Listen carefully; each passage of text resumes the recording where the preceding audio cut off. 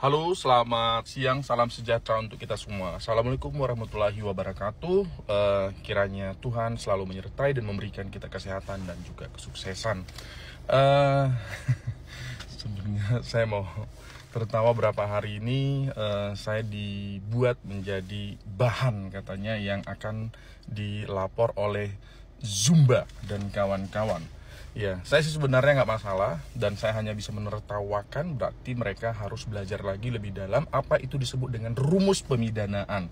Ya, salah satunya yang disebut itu wajib memenuhi mens rea. Ya, mens rea itu apa? Silahkan langsung searching. Ya, dan suatu peristiwa hukum harus memenuhi adanya suatu kesengajaan untuk melakukan suatu adanya kesalahan atau kejahatan. Gitu ya. Jadi salah satu rumus yang terpenuhi selain dari unsur yang lainnya. Oke, saya masuk penjelasan sebenarnya kenapa kok bisa saya menari di Ka'bah. Aku bingung ya. Apakah memang ada hal atau ada suatu keputusan yang menyatakan bahwa itu tidak boleh. Kalau tidak boleh ya biar saya mengetahui dan saya harus menganalisa. Tapi sejauh ini nggak ada gitu. Bahkan saya tanya ke kiai dan juga orang-orang yang beragama, ustadz dan juga agama-agama yang sekiranya memahami pendalaman itu, tidak ada. Jadi aku bingung orang ini tujuannya apa tuh ya. Jadi ceritanya sebenarnya adalah itu pada saat saya di Jember, Jawa Timur. Itu adalah rumah dari pimpinan cabang kantor kita di Jawa Timur. Ya, tepatnya kita lagi menangani kasus di Jember, Jawa Timur. Terus pada saat saya masuk ruangan, karena itu masih pakai baju kerja ya, masuk ruangan, terus saya lihat itu, saya mengagumi, wow, gede, keren gitu kan. Berarti saya kan mengagumi, toleransiku baik dong. Ya, dan di situ banyak orang ya, karena di situ ada lagi kumpul ibu-ibu lagi kumpulan pengajian atau warga di situ, mereka ada buat bisnis gitu. Oke, saya masuk ke dalam. Pas saya masuk ke dalam, gila saya keren, suka banget, suka. Nah, karena kan saya suka seni. Oke, kenapa saya bilang suka dan bagus banget? Itu dibingkai, tapi itu bukan lukisan pada umumnya, tapi lukisan yang di tembok. Ingat, saya ulang sekali, itu adalah tembok ya, tembok rumah pimpinan cabang kantor kita Law Firm DRS Jawa Timur. Udah, karena saya mengagumi, karena ibu-ibu di situ karena sebelumnya mereka katanya melihat saya di media sosial dan juga salah satu stasiun TV, jadi mereka ngomong, oh itu kan Bang Dosma yang ini gitu kan. Karena saya tidak ada merasa sok ngartis, jadi saya nggak terlalu hiraukan, saya hanya bilang, iya Bu, izin gitu. Nah, tapi karena mereka sambil ketawa-ketawa dan juga memfoto, yang juga katanya mau ngajak tiktokan, jadi spontanitas lah, karena waktunya tidak terlalu bisa cepat ya. Jadi saya langsung searching lagu, karena saya lagi tinggal di daerah Jawa, jadi saya searching dan itu yang muncul adalah lagu rohani, yang memang saya mau mencari lagu rohani ya, lagu rohani yang bahasa Jawa, dan itu bagus menurut saya, ketukannya, liriknya, semuanya. Dan saya juga memahami, cukup saya mendengar sebentar, saya langsung membuat gerakan.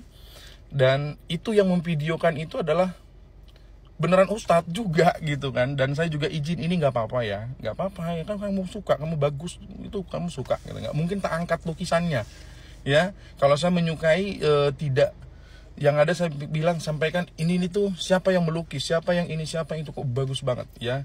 Karena saya mengagumi dan nggak mungkin tak angkat, karena kan itu tembok ya, dilukis di tembok, hanya dibuat bingkai gitu. Makanya saya hanya bisa mengabadikannya melalui video, nggak mungkin juga foto. Kenapa? Karena saya pengen mendokumentasikan bahwa itu keren. Kalau foto kan masih bisa editingnya gitu, kalau video itu adalah originalnya. Begitu mengenai video itu ya, sampai ada di YouTube, ada di TikTok, bahkan mereka membuat penggosipan yang luar biasa membahas itu. Silahkan ya, silahkan. Terus saya langsung telepon juga teman-teman di Bandung ya, karena ada perkumpulan dokter profesor hukum. Saya bilang, Bang, ini kok saya diginiin kan. Di situ di organisasi kita kan banyak ya, yang lawyer muslim. Kalau saya salah dibilang salah ya, saya bilang gitu.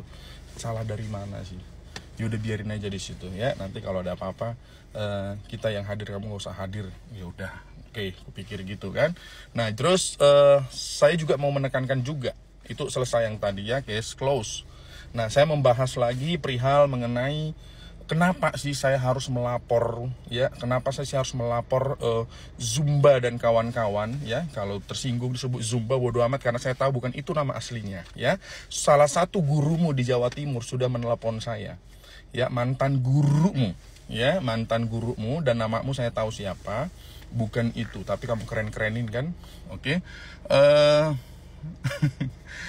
Terus saya sampaikan juga bahwa kenapa saya mengetahui struktur mereka ini. Sebenarnya saya tidak ada niat dan sama sekali saya tidak ada ingin mengetahui, karena nggak penting juga buatku ya.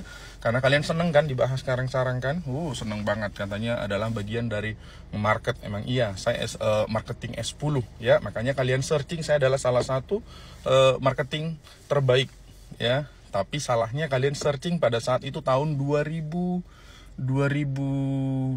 berapa ya, 2013 ya. Waktu itu saya dapat penghargaan ke Korea Utara, ke Korsel mendapatkan sebagai penjualan terbaik, sampai dengan jabatan saya sebagai division director salah satu perusahaan franchise Amerika. Berarti saya bukan main-main kalau di dalam nge-market. Oke, jadi nanti saya market kalian, tapi kalian yang bener ya, yang bener. Oke, pada saat waktu saya di rumah Ratu Entok sebelum dia ditahan ya, sebelum dia ditahan kita sudah komunikasi. Betul, orang-orang yang sangat bijak sekali memberikan komentar di media sosial adalah sebenarnya kalau dia minta maaf dengan tulus, itu kami tidak akan mungkin melakukan sampai sejauh ini ya. Tapi karena dipancing, dan saya tahu ini orang baik, anak baik gitu kan, dan saya lebih kekasian sebenarnya pada saat datang ke sana, ke rumahnya. Terus tiba-tiba ada dia ngomong, "Bang, ini chat api gitu kan." Jadi ingat, saya tahu ya, saya baca chat kalian. Jadi sebenarnya Api menghubungi, menawarkan diri untuk mengurus Entok, bahkan kita membuat diskusi. Bukan Entok yang mencari, saya baca chatnya, oke? Dan ada saksi di situ. Jadi yang memperkeruh adalah kalian, oke? Paham itu ya? Jadi menawarkan diri bahwa ini menjadi objek. Lihat, apa kalian bantu? Kalian biarin sendiri di sana kan? Oke. Pada saat waktu saya menanyakan apa Api itu, saya pikir Asosiasi Pendeta Indonesia, beneran.